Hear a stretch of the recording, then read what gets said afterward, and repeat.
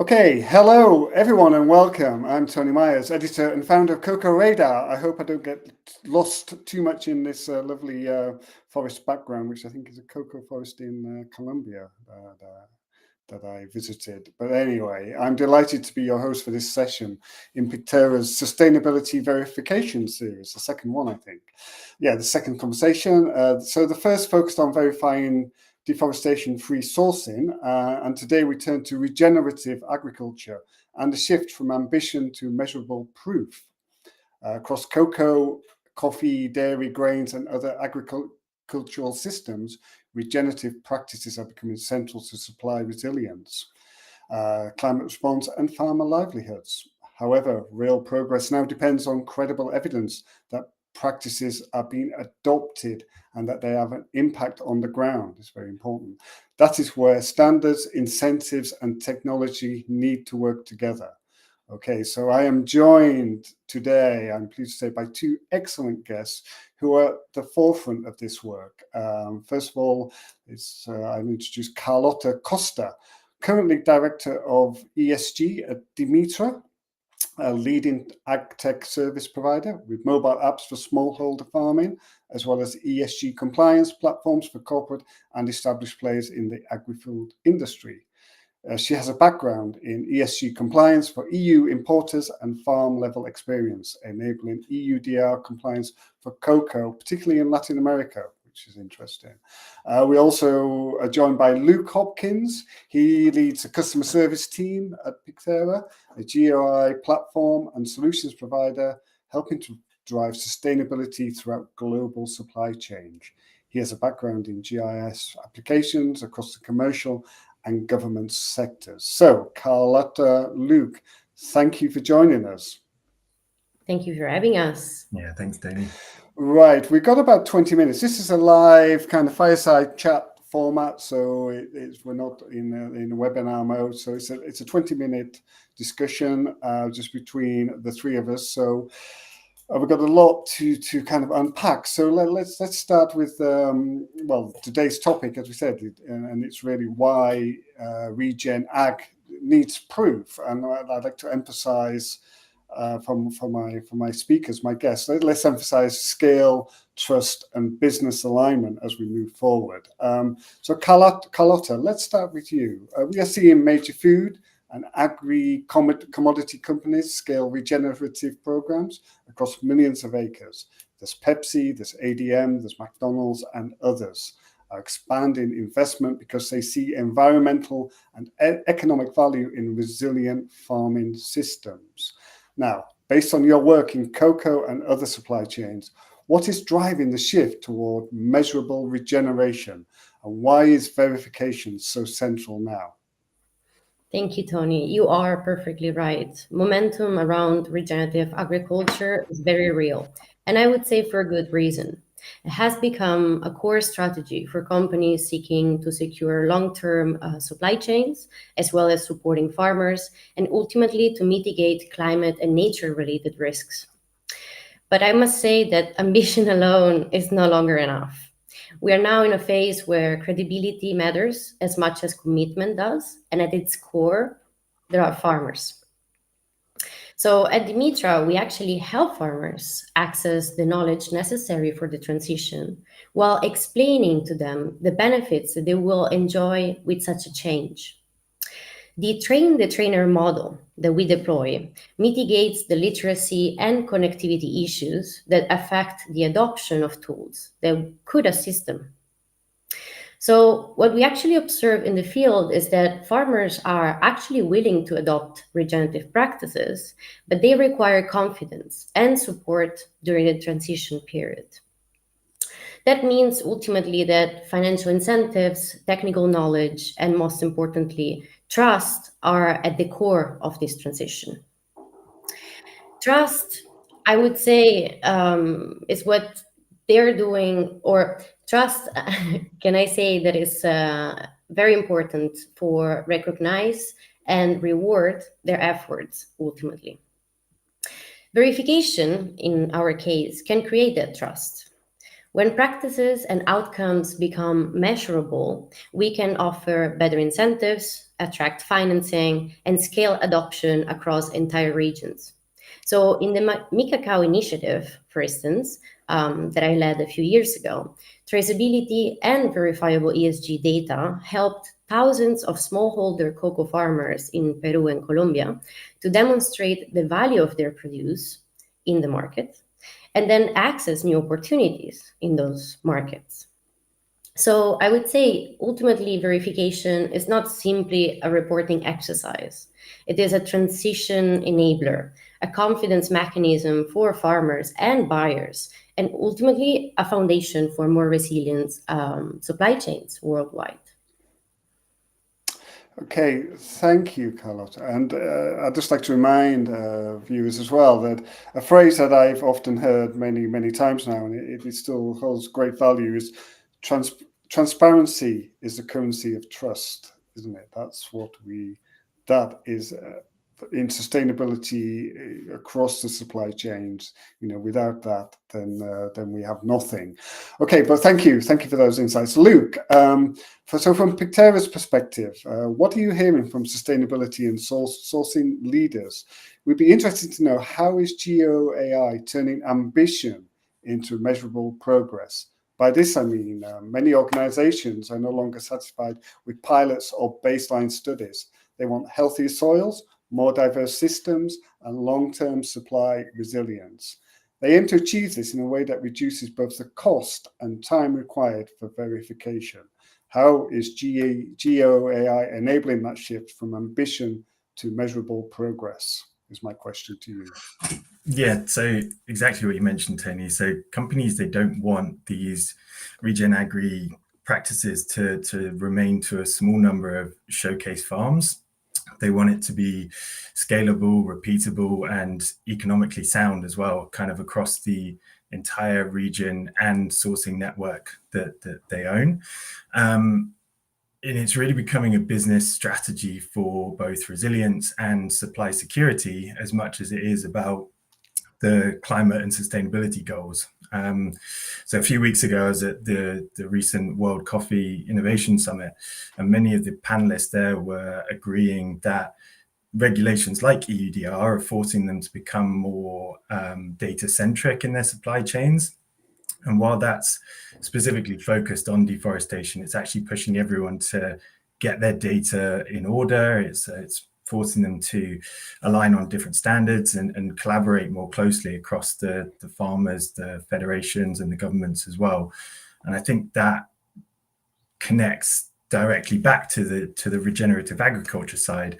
And to kind of come on to the GeoAI part, utilizing that and satellite imagery, we can monitor field level indicators such as vegetation cover, shade trees, hedgerows, crop diversity, or even soil moisture, things like that. So it allows us to do that over potentially thousands of plots in near real time. And that provides companies with the consistent view of what is happening on the ground without relying solely on those field visits or self-reported data. And the real power of GeoAI in this world is the scale and repeatability of it. You can really see the progress of these practices unfolding and identifying where perhaps they're taking hold in the most kind of effective ways, but also where farmers might need a bit more support as well. And I think it shifts the narrative from the compliance side to really that shared visibility and collaboration and transparency that you mentioned. And I think companies can direct resources where they're most effective, essentially. So they're measuring this improvement over time and kind of feeding that back and giving credit to the farmers who are genuinely advancing these regen practices. So I think overall, regenerative agriculture, it's becoming something that can be measured, improved, and scaled as well. And GeoAI helps turn that positive intent into demonstrable progress, providing everyone across the supply network with a unified view of what is working and where to focus next. Okay, thank you, and maybe Carlotta might pick up on this. But there was a huge, big summit in Amsterdam earlier this year on regenerative agriculture, which covered a lot of grounds. But I think what we can get from that is GeoAI is the default verification backbone, isn't it? It's satellite machine learning monitoring that will provide continuous region scale signals, vegetation cover, shade, hedge grows, moisture to complement field visits. Basically, that's what we're kind of talking about here, isn't it? Absolutely. Okay, so thank you for that, Luke. Okay, let's move on let's look at incentives and farmer experience, and that word again, trust. A reoccurring theme in this space is that verification should not become a burden. We all know about the farmers that are struggling as it is. Farmers should not spend hours collecting data to prove they are doing the right thing, and companies do not want to rely solely on declarations or fragmented reporting. That's very important. So, Carlos, it's good to have you here because you have worked directly with producers, cooperatives, and supply chain actors in the field. So, my question really is: how can verification support, not burden, farmers? Well, that is a very important point, Tony. So thanks for raising that up. For regenerative agriculture to scale, we know that verification has to be designed in a way that works for farmers. So for this reason, I actually appreciate spending my time with producers, often on their own fields, to test out the products that we have with firsthand experience. And in all of it, I believe that verification should bring about value back to the farmers, either by securing premium markets or simply by remaining competitive. And digitization can greatly help with both of those objectives. In the end, they should build confidence, not policing. Most farmers already know what good practices look like, to be honest. I'm pretty sure most of the attendees of this conversation will agree with this statement. They know the quality of their soil. They have intergenerational knowledge on how factors have been affecting their land. And they grasp ultimately what resilience means in their day-to-day lives. What they often lack is the ability to evidence the progress in a format that buyers and regulators trust. So what we have seen in this case, in terms of innovation context, I could give an example. I was at the World Food Forum hackathon that we joined and won at FAO a few weeks ago. We actually ideated a field advisor, so an AI-powered voice bot that supports farmers by chatting and capturing value, thus not creating extra admin work for them. The goal is not to turn farmers into data collectors. It is to create systems that can automate proof and translate it into value. That means making verification consistent and straightforward, providing clear feedback loops instead of having one-way reporting, and then ensuring that verified progress opens access to finance or incentives while giving farmers visibility into how their data is used and why it matters. In my experience, honestly, when farmers see that data is used to support them, they engage more and adopt programs faster. So in programs that I could lead in the past, transparency and traceability, for instance, have helped farmers demonstrate their sustainability performance and eventually improve their market position. So in this way, I saw how digitized verification really becomes a pathway to opportunity, not another administrative requirement, right? Okay, well, thank you. And again, there's something there you just mentioned that farmers are not data collectors, and there's an open question moving on, not particularly for this conversation, but it's about equity and inclusion, isn't it? How do we ensure smallholders with limited connectivity or literacy are fully included in verification systems? Isn't it? I mean, that's an open question as this debate, the wider debate moves on, I think, if it's going to have a real impact on regenerative agriculture. Okay, thank you, Carlotta. Luke, let's build on that. My question really for you boils down to how does data strengthen farmer buyer collaboration.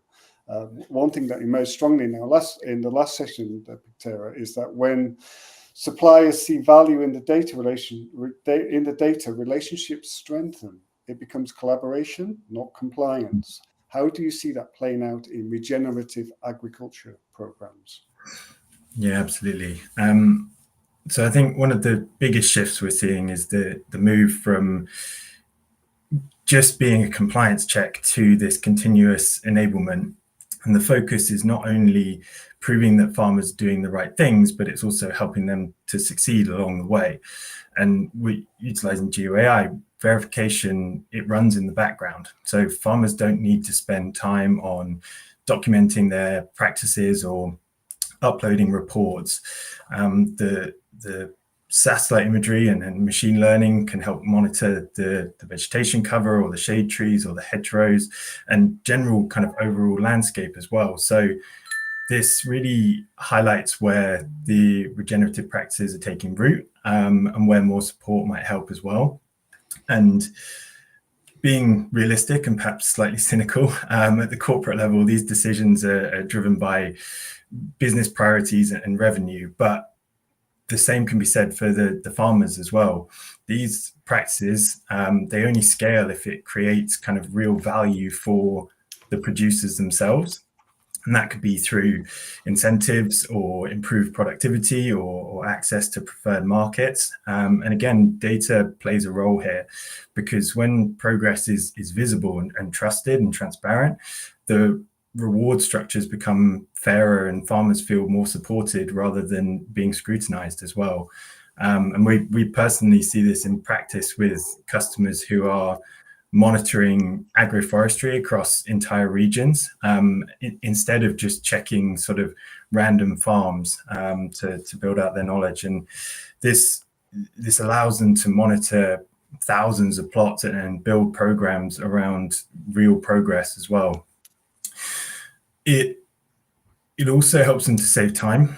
It reduces the verification cost, and most importantly, builds that trust. And when the farmers see that support is based on what is actually happening on their land, and companies feel confident scaling regenerative programs responsibly, then you get that sort of mutual understanding and mutual kind of working together. And I think in that sense, verification as a whole, it shouldn't be treated as a hurdle. It should be treated as the foundation for collaboration and shared success. So, okay, yeah, thank you. I'm just picking up a couple of things there. You know, we're talking at the corporate level, the business alignment that we mentioned earlier, and I think again, not a question for our conversation here. We're on a tight schedule, but open question. Moving on is a proof to profit timeline of what time frame can companies expect verified regenerative practices to deliver measurable business value. I'm sure that's what they will be looking at as well from that at that corporate level. Okay, so I think we'll move on now to that moves on too nicely to the business case and resilience. We've unpacked quite a lot of information. Let's connect back to the business case. Major companies like the ones we mentioned earlier, PepsiCo, ADM, McDonald's, have been clear that regenerative agriculture only scales when it improves resilience and profitability, not just climate metrics. Farmers need a viable business model, and companies need a predictable supply and risk reduction.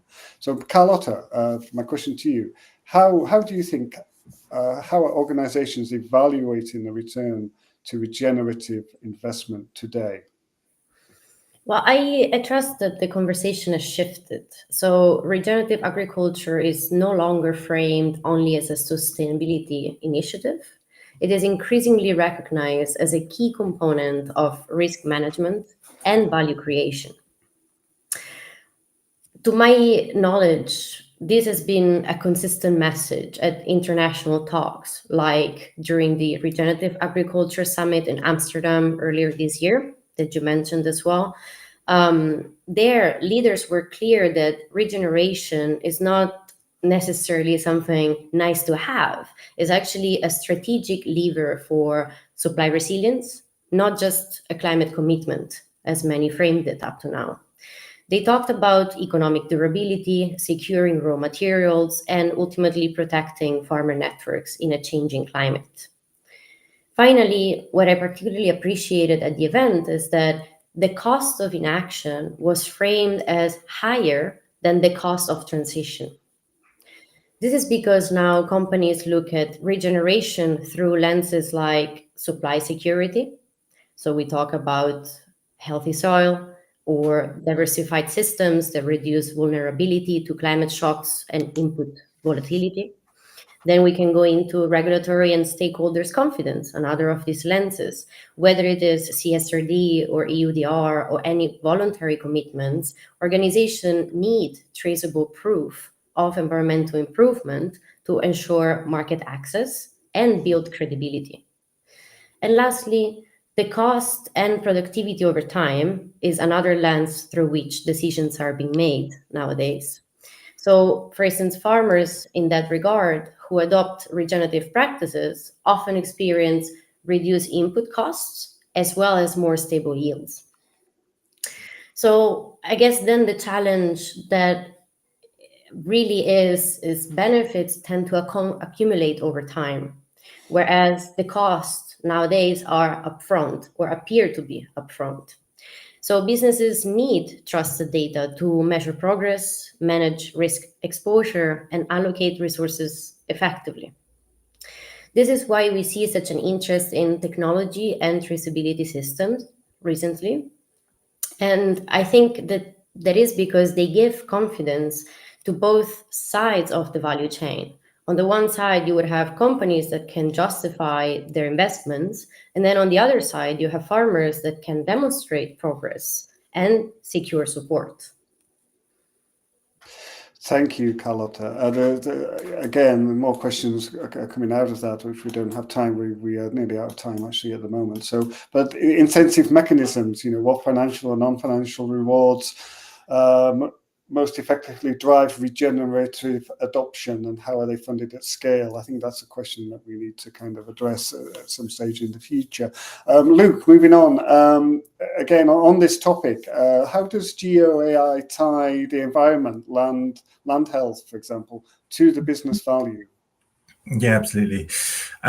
So what we see as a business and what we consistently hear from sustainability and sourcing leaders is that regenerative agriculture only scales if it makes business sense. So I think it's no longer just about meeting climate commitments. It's about protecting supply chains. It's about reducing their exposure to volatility and really building a resilience into the sourcing systems themselves. So again, this was kind of a key theme at the event that I was at. The panelists and the execs that were there were clear that you cannot expect farmers to change unless there's a clear incentive and confidence that effort will pay off for them as well. But the same applies to the businesses. They require that credible data to justify the investment and demonstrate progress to regulators, to investors, and internal teams that manage that financial risk. And I think this is kind of where GeoAI comes in, because timing can play a significant role in determining value as well. And GeoAI provides that early visibility. If certain plots are under stress or uptake is uneven, or teams can get that agronomic support where it will make the biggest difference. So you see where the incentives are working, where more engagement is needed, and where the farmer programs themselves are delivering that measurable impact.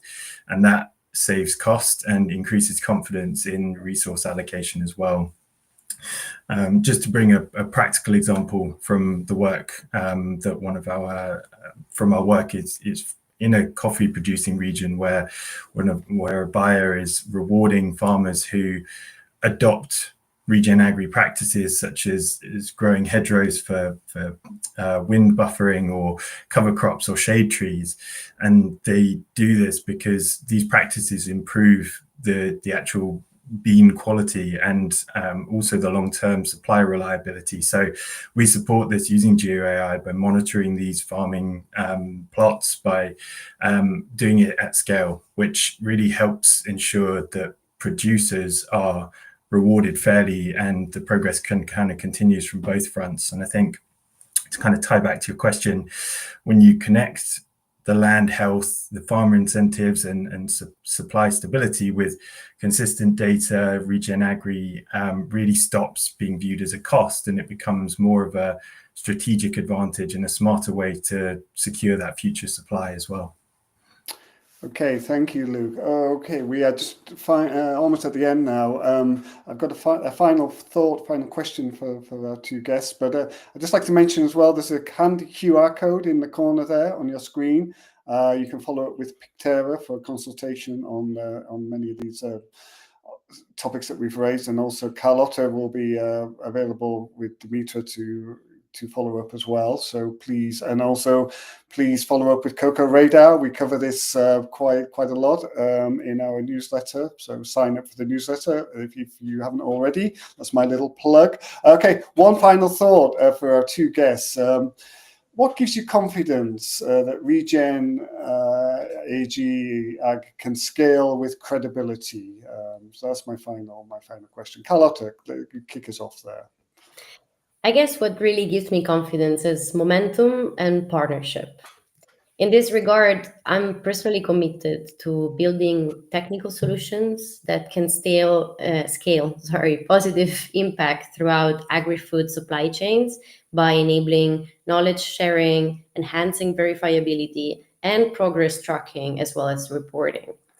We see farmers, companies, standard bodies, and more actors throughout agri-food supply chains that are actually getting aligned in a way that we have not really seen before.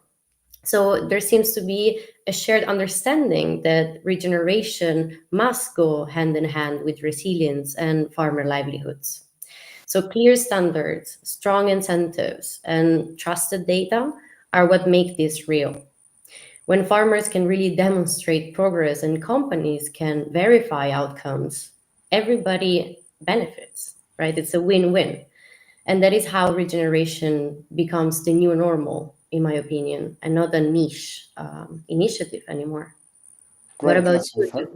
That's a fantastic summing up there. Luke, what's your final thoughts on this topic today?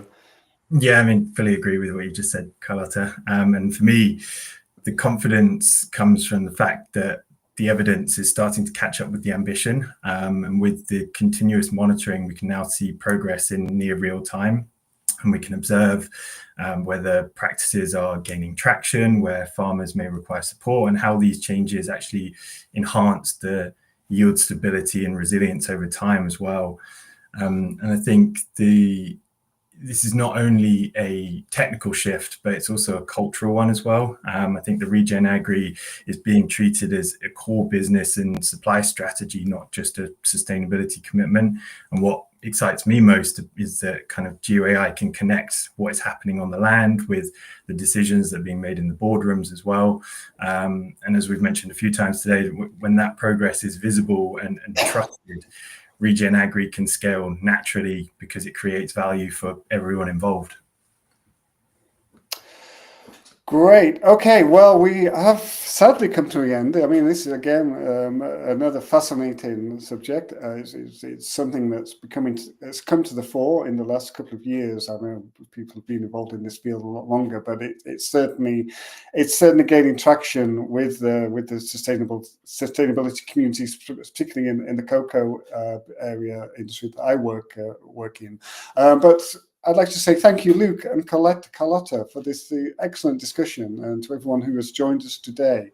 The message is clear. Regenerative agriculture is moving from ambition to proof.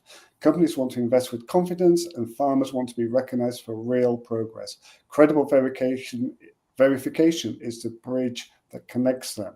GeoAI is helping make regeneration visible, measurable, and scalable. As I mentioned before, if you'd like to explore more on how GeoAI can support your regenerative programs, please comment consultation below or scan the QR code on your screen to request a session with the Picterra team. So for me, it's goodbye. Have a great day wherever you are, and thank you to my two guests. Thank you for listening, audience, and thank you so much, Tony, for moderating this. It was a pleasure. Yeah, thank you, Tony. Thank you, Carlotta.